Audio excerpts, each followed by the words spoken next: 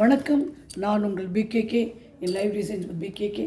இனி ஒரு அழகான செய்தியோடு உங்களை சந்திப்பதில் மிக்க மகிழ்ச்சி. எனக்கு இன்றைக்கி அப்படி படிச்சுட்ருப்பேன் நிறையா. அப்படி படிக்கும்போது பாரதியார் கவிதைகள் படித்தேன்.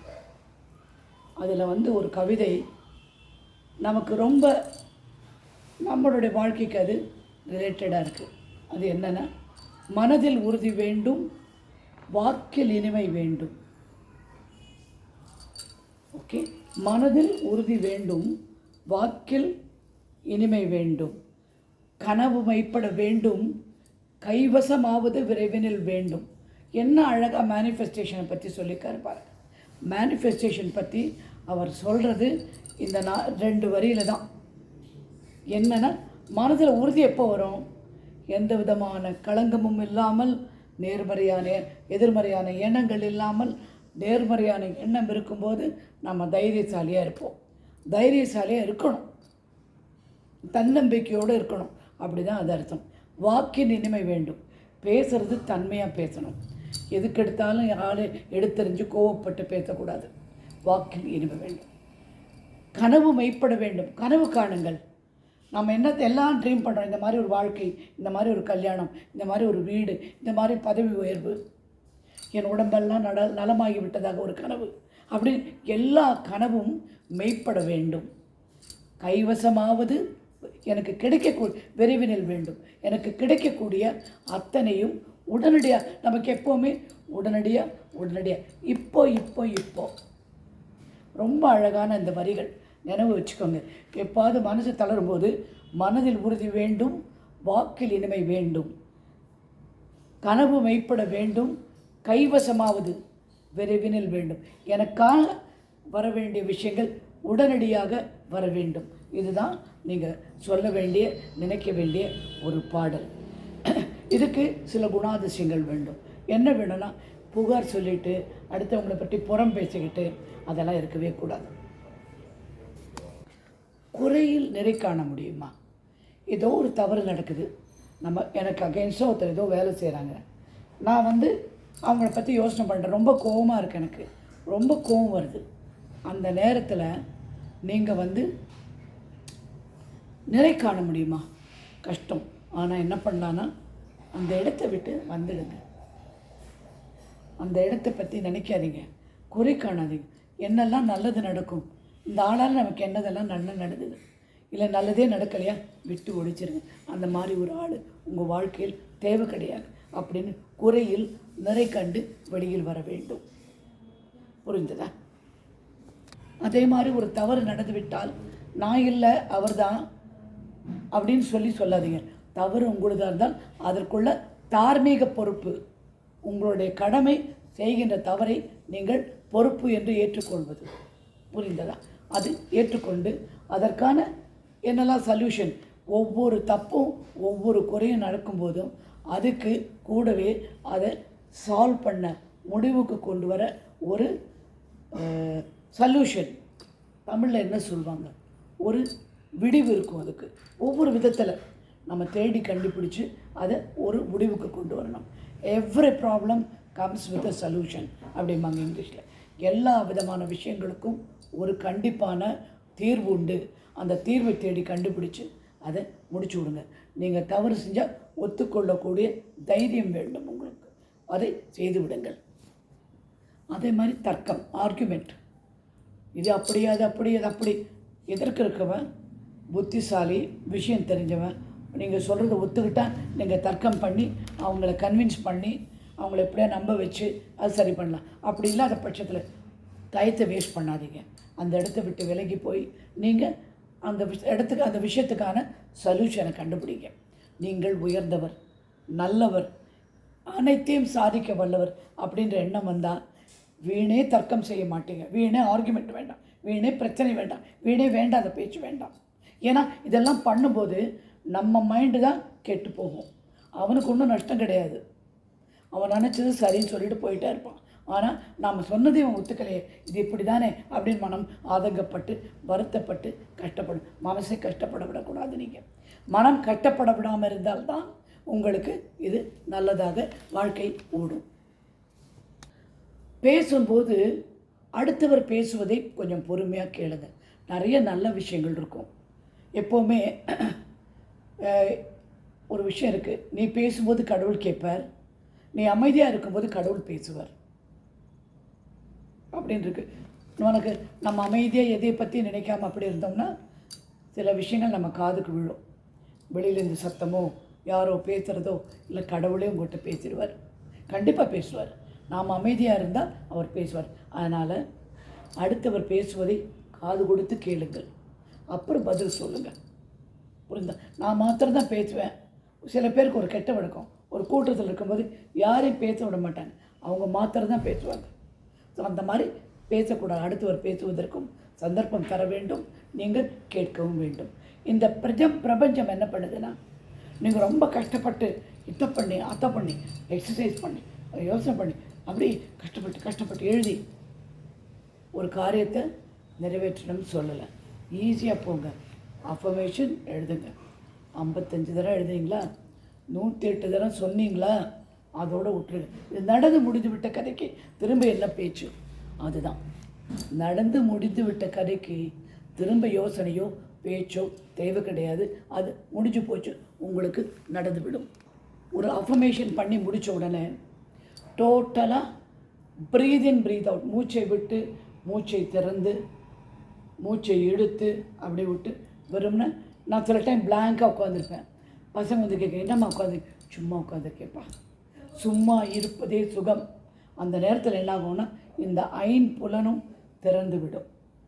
நல்லா திறந்துட்டு அது வேணுங்கிற பாசிட்டிவ் எனர்ஜியை இந்த அட்மாஸ்பியர்லேருந்து, இந்த சூழ்நிலையிலேருந்து, நல்ல இனிய காற்று, சந்தோஷமான பேச்சு, ஏதாவது ஒன்று நல்ல விஷயங்கள் காதில் விழும். நுகர்வோம், பார்ப்போம், கேட்போம், பேச மாத்திரம் செய்ய மாட்டோம். புரிஞ்சுதா? உடம்பு சில நேரம் சிலிர்க்கும். அந்த மாதிரி வரும். அந்த ஐம்புலன் கொண்டு உங்களுக்கு வேண்டுவன ஈர்ப்பதற்காக நீங்கள் உங்களை தயார் பண்ணி கொள்ளுங்கள். இந்த மாதிரி செய்யும்போது நீங்கள் நினைக்கிறது நீங்கள் எதிர்பார்க்காத அளவுக்கு நடந்துவிடும். அதற்கு நீங்கள் பிரபஞ்சத்தோடு இணைந்து ஒத்திசைவாக அலைவரிசையை அனுப்பி வாழ்க்கையை நடத்தி கொள்ள வேண்டும். எப்போவுமே நல்ல விஷயந்தான், எப்போவுமே நல்ல விஷயந்தான் நினைக்கணும், நல்ல விஷயந்தான் செய்யணும், கருணையாக இருக்கணும். கருணை அப்படின்ற ஒரு விஷயம் கடையில் வாங்கிறது இல்லை, இந்த மனசில். அந்த மனசில் கருணை என்ற விஷயம் தோன்றினாலே உங்களுக்கு அன்பு எப்படி நன்றி முக்கியமான ஸ்ட்ராங்கான ஒரு எமோஷனோ, அன்பும் அதி ஸ்ட்ராங்கான எமோஷன். தாய்க்கு மகனிடம், பேரன் பேத்தியிடம், கணவரிடம், மனைவியிடம், தன் தாயிடம், தந்தையிடம் அன்பு ஏற்படுது பாருங்கள். அந்த மாதிரி அன்பு, அதுக்கு மெஷர்மெண்ட்டே கிடையாதுங்க, விலையே கிடையாதது அன்பு. அதனால் அன்பாக இருக்க பழகுங்கள். எந்த குழந்தையாக இருந்தாலும் நான் பார்த்து சந்தோஷப்படுவேன், சிரிப்பேன். ஏன்னா எனக்கு ரொம்ப பிடிக்கும் குழந்தைகள். அவங்க செய்கிற விஷயங்கள், பேசுகிற பேச்சு, நடந்துக்கிற எல்லாமே பிடிக்கும். அந்த மாதிரி அடுத்தவர் விஷயங்களில் பல விஷயங்களை பார்த்து அன்பு கூறுங்கள். என்னுடைய செடி கொஞ்சம் வாடி போச்சுன்னா, ஏண்டாமா வாடிட்ட, தண்ணி ஊற்றலையா, கடுகு வரலையா, தயிர் போடலையா அப்படின்னு கேட்டுட்ருப்பேன். அதுக்கு நான் செய்கிற சம்ரட்சணை அதெல்லாம். அந்த மாதிரி அன்பு காட்டும் உங்களிடம் நீங்கள் தான் சக்தி வாய்ந்தவர். அன்பு காட்டினால், கருணை காட்டினால் நீங்கள் தான் சக்தி வாய்ந்தவர். வாழ்க்கையில் என்னென்னா, எது கொடுத்தாலும் போதும்னு சொல்லுவாங்க, உணவு போராதுன்னு சொல்லுவாங்க. உணவு மாத்திரம்தான் போட்டோன்னே வயிறு நிறைஞ்சிச்சு போதுமா அப்படிப்பாங்க. அதனால தான் உங்களை நிறைய பேர் எங்கிட்ட பேசும்போது, நீங்கள் சாப்பாடு போடுங்க, ஒரு 5 பேருக்கு போடுங்க, மினிமம் 5 பேர், மேக்ஸிமம் எவ்வளோ வேணாலும் போடுங்க. நீங்கள் பெரிய 16 வகை பட்சணம் பண்ணி கொடுக்க வேண்டாம். பொருள், ஒரு புளி சாதம், ஒரு வத்தல், ஒரு பாட்டில் தண்ணி, லெமன் ரைஸ், ஏதாவது ஒன்று கொடுங்க. அது என்ன ஆகும்னா, அது வாங்கும்போது நீ நல்லா இருக்கணும் தாய் அப்படின்னு உங்களை சொல்லுவாங்கல்ல, அந்த ஆசீர்வாதத்துக்கு இணை வேறு எதுவும். நீங்கள் எதனால் செய்கிறீங்க? மனசில் உள்ள அன்பினால் செய்கிறேன். அன்பு மிகுந்த பலம் வாய்ந்தது. அது உங்களிடம் நிறையா இருக்குது. வெளியில் கொன்ற தயங்காதீர்கள், காண்பிக்க தயங்காதீர்கள். பிரபஞ்சத்தோடு பயணிக்கும் போது எதிர்நீச்சல் போடக்கூடாது. அது இல்லை, இது இப்படி தான் நடக்கணும். அது வந்து ஒரு விஷயத்தை உங்களுக்கு நடத்தி கொடுக்கும். நீங்கள் எனக்கு இப்படி வேண்டாம், ரிசல்ட் அதுதான், உனக்கு தேவையான ரிசல்ட்டு தான்.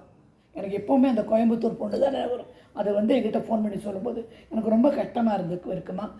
6 தங்கச்சிங்க, நான் அந்த ஒருத்தி தான் வேலை போகிறேன், மற்றெல்லாம் படிச்சுட்டு ஏதோ பண்ணிகிட்ருக்குங்க அப்படின்னு சொல்லும்போது என் கஷ்டம் தெரியணுமா, இது செய்யுமா, நான் இந்த மாதிரி இருக்கேன், நம்ம அஃபர்மேஷன் எழுதுமான்னு சொல்லிட்டேன்.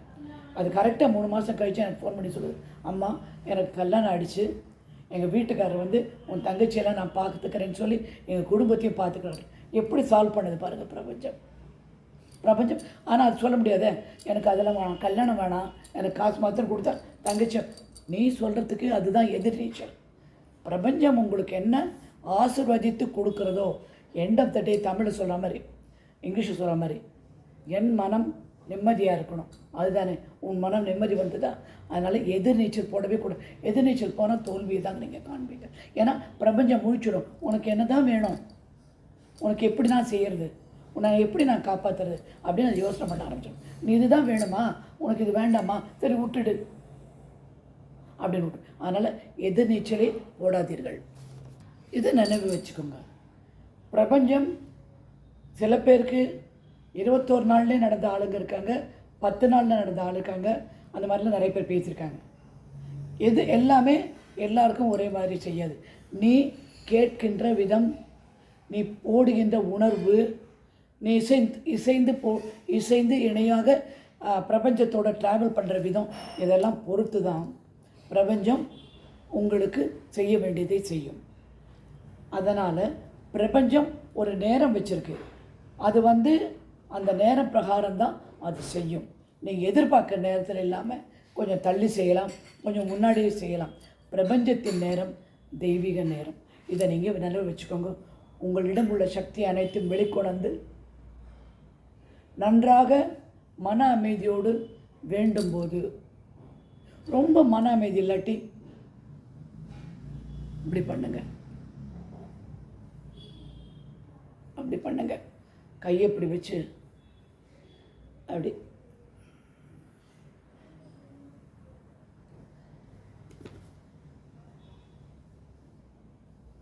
இந்த மாதிரி பண்ணால் ஒரு மாதிரி ரொம்ப ஆதரவாக இருக்கும். புரிஞ்சுதா? அதை நீங்கள் பண்ணுங்கள். உங்களுக்கு வேணுங்கிற அனைத்தும் கிடைக்க என்னுடைய பிரார்த்தனை. சந்தோஷமாக இருங்க.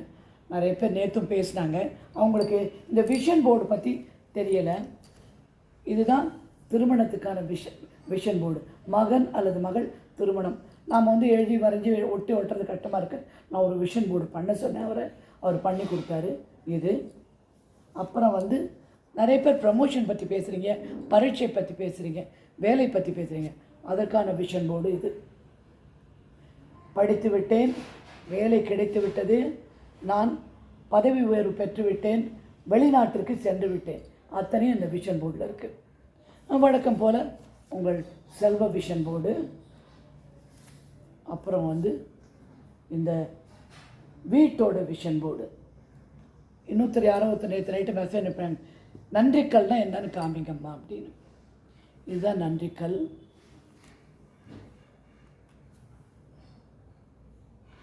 எனக்கு இந்த 1111 இஸ் மை ஏஞ்சல் நம்பர்.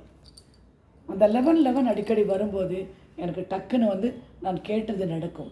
நானும் இப்போ பிரார்த்தனையில் தான் இருக்கேன், நிறைய விஷயங்கள் நான் செய்கிறேன்.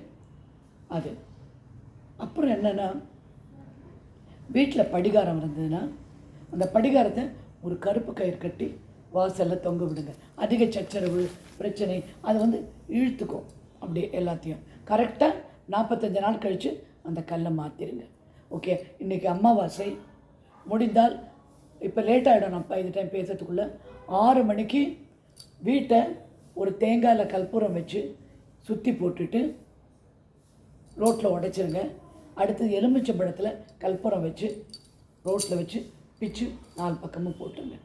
திருஷ்டி சுற்றுறது இன்றைக்கி ரொம்ப நிறைந்த அமாவாசை இது. அதை நீங்கள் பண்ணுங்கள். உங்கள் எல்லார் வாழ்விலும் வளம் பெற என்னுடைய வாழ்த்துக்கள். என்னுடைய நம்பர் 9444413717. திரும்ப திரும்ப கேட்குறீங்க, தயவுசெய்து நோட் பண்ணி வச்சுக்கோங்க. இனி ஒரு செய்தியோடு உங்களை சந்திக்கிறேன்.